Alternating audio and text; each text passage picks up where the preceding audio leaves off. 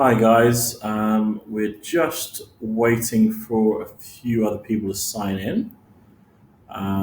So we'll be with you very, very soon. Hang in there. It shouldn't be more than 30 seconds or so.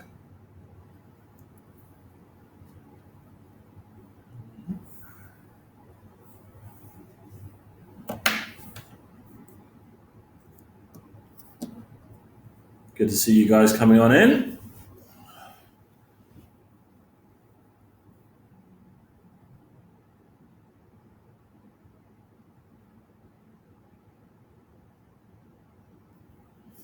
And guys, don't forget to get your questions ready for myself. Um, if you have any questions that you want to ask to begin with straight away, then feel free. I'll be doing a lot of the questions at the end, and I think we'll probably get started pretty soon. Yeah. Okay. Perfect. All right. Well, guys, welcome to today's webinar. This is the first in a weekly series from Omnilytics. So we'll be sharing and discussing true horror stories, legends, and myths from the fashion retail industry, as well as the insights and solutions that we've learned from our extensive experience and also expertise in this aggressively competitive industry. So naturally, this being an Omnilytics workshop, you shouldn't be surprised if most of these solutions revolve around our dashboard. Call me biased, I can take it. Okay? So, to introduce myself, my name is Matt, and today we'll be talking about competitor shopping, affectionately known as comp shopping. What is it? Why is it important? And how do you do it? Okay. Afterwards, we'll be able to do a few things. Firstly, you'll be able to capitalize on your competitors' weaknesses and strengths. And secondly, have a better understanding of the fashion and retail landscape, plus learn how to best position your brand for success. And finally, being able to identify, monitor changes, and keep tabs on your competition. So you never really have to worry about them sneaking up behind you. Okay?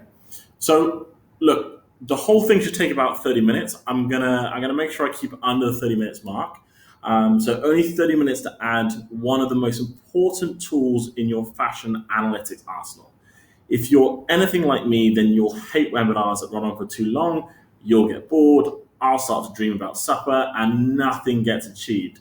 I understand, so in the interest of time, I won't be stopping for questions until the very end. But my colleague Barry.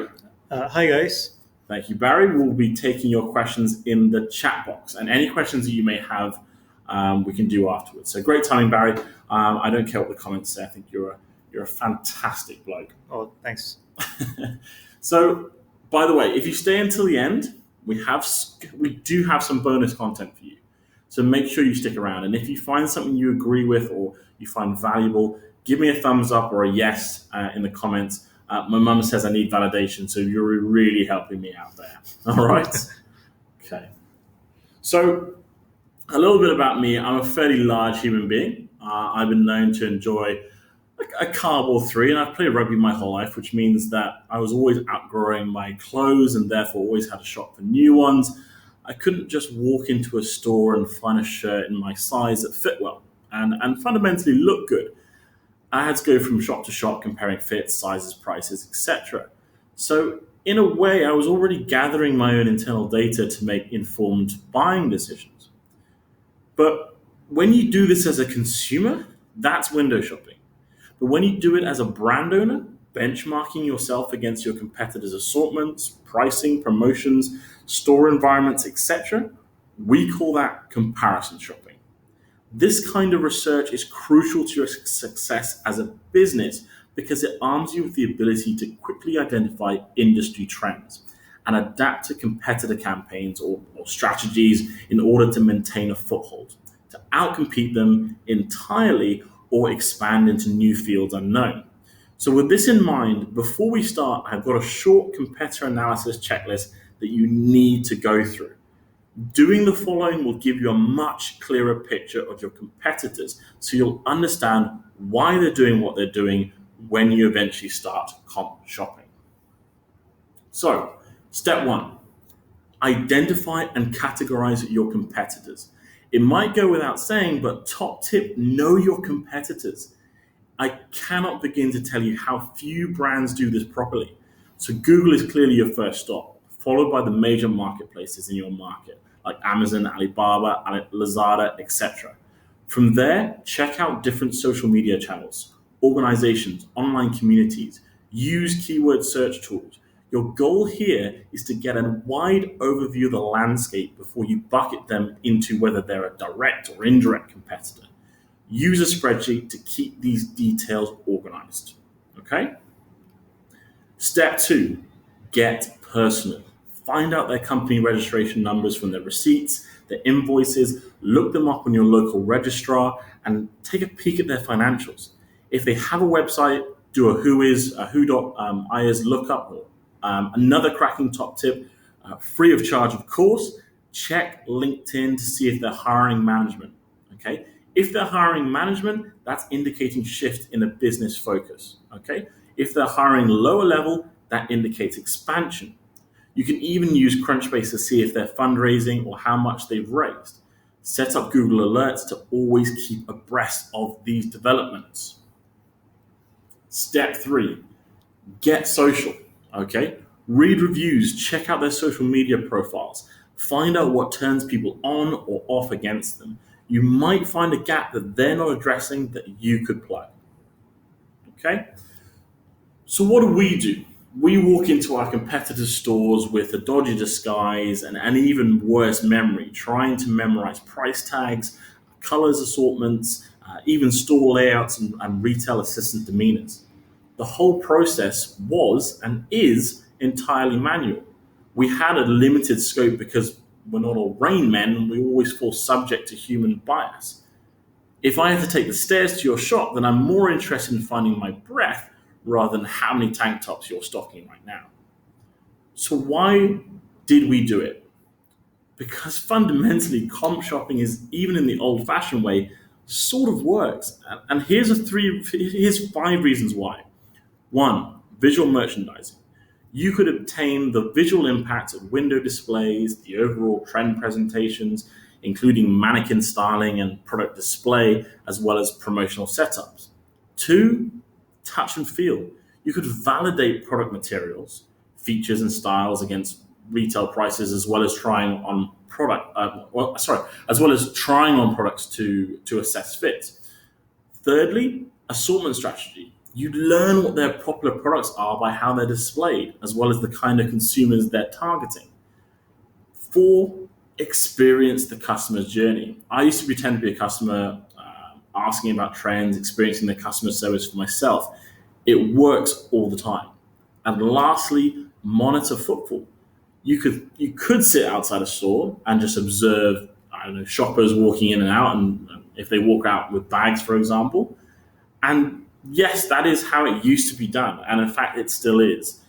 Unfortunately, it is still the most reliable method to obtain qualitative offline retail information. So here's our first lesson. It's all about gathering data. With the rise of e-commerce, brands began putting almost their entire inventory online, which is just as well because Google found out that more than 80% of us research purchases online before buying them offline. This, I guess, wealth of new data was a massive boon because it removed all the inconveniences of offline comp shopping, and scaled results all the way up. So now all you needed was a team of interns to click refresh on your competitors' websites. This meant an improved understanding of one, brand positioning and strategy, essentially a competitor's complete assortment, pricing, markdowns, whatever you could imagine. And since everything could be viewed with a couple of clicks, it became pretty easy to understand how your competitors were moving, but only SKU by SKU. Secondly, visibility on promotions. It's much easier to monitor promotions, especially so for competitors who treat their websites as an online outlet. You can get a clear picture of what's trending down for them. Thirdly, ease of info sharing. With screenshots, it's easier than ever just to pass crucial details and even photos to the right department to take action. Number 4, no geographical barriers. You can snoop on any brands around the world just using the internet. Number 5, convenient and fast. You can do it anytime, any place. If you have Wi-Fi, a phone, a laptop, whatever it may be. Number 6, data can be measured now. And in the past, data was siloed within different departments or different businesses or different markets. It is now essentially decentralized information. So that ties us to our second lesson of the day. Speed is key in fashion. And I know a lot of you can dismiss fast fashion, and even the old and revered fashion houses like Burberry have launched runway to retail campaigns. Even they are recognizing the modern fashion consumer's appetite for the now. You have to listen to this. Data needs to be gathered in bulk and at speed. Okay? So now you have heaps of data in your overworked interns that your overworked interns have collected, but because they're manually eyeballing thousands of SKUs and crunching those numbers, you're only getting the bare minimum of what constitutes a comp analysis. So this leads us into our third lesson. Data is useless if you can't get actionable insights from it. So I'm about to share with you the easiest and quickest way to comp shop. Our team consists of fashion retail experts from companies with millions in revenue. These companies ship worldwide, but they all made mistakes in comp shopping by hiring teams of interns to do it. But that's okay because they made those mistakes, so you don't have to. Okay. So if you stayed with me until now, great. That tells me you want to make better decisions for your fashion business based on solid data rather than gut feel. And that's exactly what the analytics dashboard and the analytics team does. So here's an example. Say, for instance, we're interested in checking out what's going on at ASOS, one of the largest fast fashion websites in the UK, and they are killing it with trendiness and speed to the market. But they're a massive, massive store, and even with rooms full of interns, you've got your work cut out for you, especially trying to keep track of every change to every single SKU from every brand and every retailer. So right away, as you can see here, we've got data on 158,000 SKUs from ASOS, and I think it's... Sorry, that's 155,000. 155, sorry. My eyes are getting a bit tired at night. 155,000 SKUs from ASOS in the selected date range, which is up until August 27, 2018. And because you've always wanted to know how well your competitors are doing, we show you their sellout rates, whether at full price or discounted. ASOS's sellout rate is, what is it? It's 82.7%. So that's a good figure. And if there are a lot of items on discount, they're still not selling out, maybe you can be a little bit pleased. Okay, so in this case, the total sellout at discounted price is 72.6%. So we can also show you the breakdown of their assortment. So how heavily they're investing in particular category. So it looks like tops and dresses are still the first and second highest selling category above outerwear, which doesn't obviously makes a lot of sense considering it's about 7 degrees in London today. So let's take a look at sellout rate for dresses.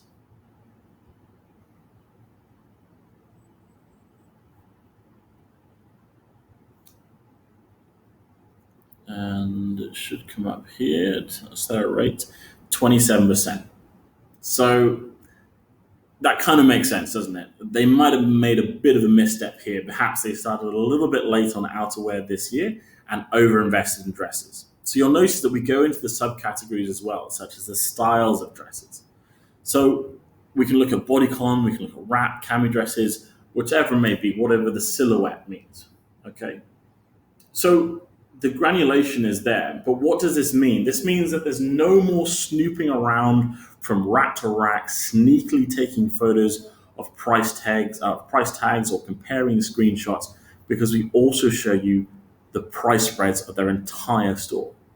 If you're jumping into the same pond as ASOS, you want to be sure your prices are competitive. Okay, even if you're not targeting the same audience segment as they are, you need to keep track of them so you'll know if your price differential is worth the assumed increase in quality that you offer. So if you're not sure what colors you should be focusing on for production and marketing, let's see what these guys have been doing since the start of November. So there's a big increase, obviously, in blacks and whites, which is to be expected for winter. Perhaps your design team wants to know which shade of black so they can pick up the right fabrics. So if we take a look at black and look at the breakdowns of black, so these are Pantone level colors, and there we go. Purplish black is the most popular selling Pantone level of black in the market. Okay, so aside from colors, aside from sellout rates, obviously sizing is another key issue, particularly in stores, in online stores like ASOS. We've got you covered with that as well. So you can see what their most stock sizes are as well as their respective sellout rates. Perhaps you're a plus size brand and you wanted to see how well those sizes were doing at ASOS. Well, here you go. It's obviously a big range from US 28, US 30, all the way down to conventionally larger sizes like UK 18, UK 20. So we can show you the kind of products that are stocked in that size and also how well they sell out from those sizes as well. So if you don't believe me, you can actually click through to see the products themselves. So let's take a look at some new arrivals. So if we go across to an individual SKU,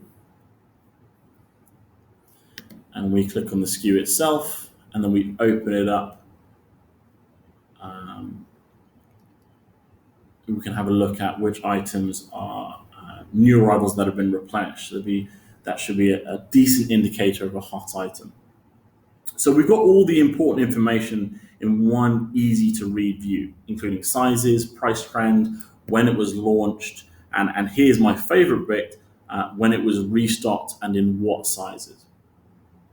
So jokes aside, you will not see information like this anywhere. Not by physically visiting their store or refreshing their website. And let me tell you, this data is crucial. You need to pay attention to this. This is essentially showing you a product that just launched and is already being replenished. Okay, so let's take a look at a different strategy. This right here, which we'll show you in a second, is the Zara strategy. So how did Zara get so big? It's the old adage of speed and data. They launch a small quantity, test market receptiveness before ramping up production for a full launch. But we don't all have the budget of Zara to do testing like that. I wish we did, but that's fine because these guys are doing the testing for you. And we help you spy on the results of their testing so you can react as quickly as Zara does. So they say that knowledge is power, but you and I both know that knowledge is useless unless it's not presented in a way that can be used in actionable ways. That's why we decided to create the Analytics dashboard. Because to be honest, we were all sick of manually comp shopping and refreshing websites. Remember, comp shopping doesn't mean you need to watch your competitors like a hawk or let them keep you up at night, but you should keep tabs on how their businesses are changing and watch for new challenges in your space in an easy and automated, and essentially in an easy and automated way. So you have more time to ponder the decisions that will help you overtake your competitors or help you stay ahead.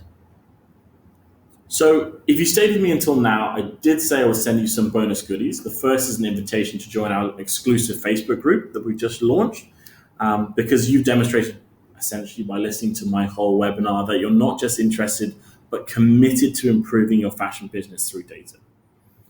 We thought it'd be best to connect you all like-minded people together, essentially creating a community that can ask questions and get answers. We'll be moderating it and chiming in with tips and tricks as well. So that's the first thing. Second thing, I'm going to give you all some other goodies, okay? So don't dare say I'm not good to you. I will be giving you access to a customer report, which is also worth more than my rent. And not just any old report, this will be a report on popular color trends taken from runways around the world. So this report has been created by our own machine learning dashboard and our busy bees over in the data analysis team. Now that the serious stuff is done, I'm going to talk a little bit more about what you'll see from us the next couple of weeks in terms of online webinar content. As some of you may or may not already know, Omnilytics uses insights to help brands and retailers across multiple industries make informed decisions on pricing strategies, competitive benchmarking, trend analysis, marketing insights, amongst innumerable pain points brands struggle with every day. We work with brands such as Shiseido, Salvatore Ferragamo, Adidas, and more to unveil market gaps, opportunities, consumer insights, and also the report that you will see new runway trends. We have some amazing guys here who want to work with you, whether it's just for some recommendations or some advice here and there. We want you to know that our ears are open. We know that next steps and decision making can sometimes feel like shooting in the dark or very much gut felt. So if you do want to have a little bit more oomph and get some data that will give you a little bit more clarity in your business, then you have two options. One, keep doing what you're doing. Keep watching our webinars or reading our blogs, or two, hire us. Invite us to your office, or as a reward, if you sign up for the subscription at the end of this webinar, we will give you an extra month for free, regardless of the duration of your package. So if you pick the starter plan, for example, that's a month-by-month subscription that you can cancel at any time, but you still get a free month. Alternatively, there is a chat function below. You can learn more about pricing and the ins and outs of our company.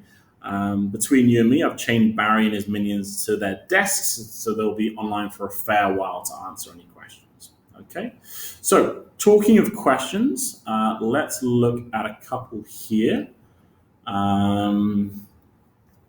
Just have a look at some of the ones that have come in.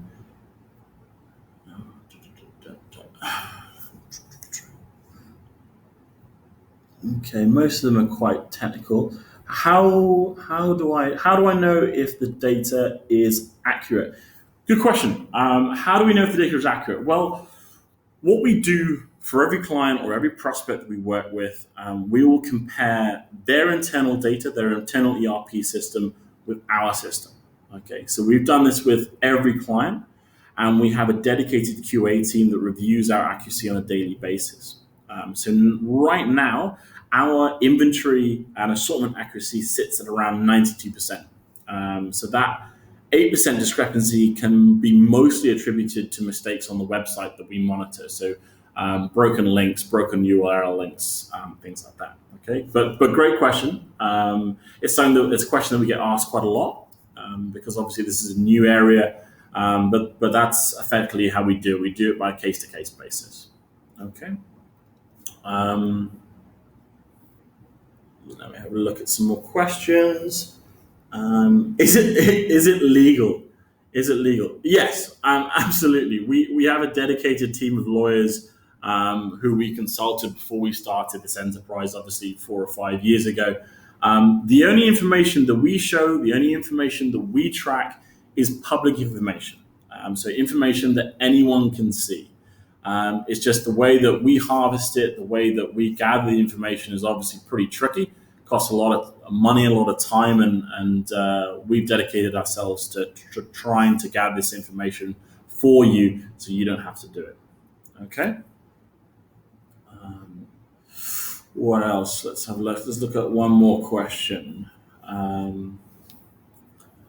I am an offline company. Okay, so this is a good question. It says, I'm an offline company. I don't really have an online presence. How is this useful for me? As in how is Omnilytics useful for me? Okay, yeah, very good question.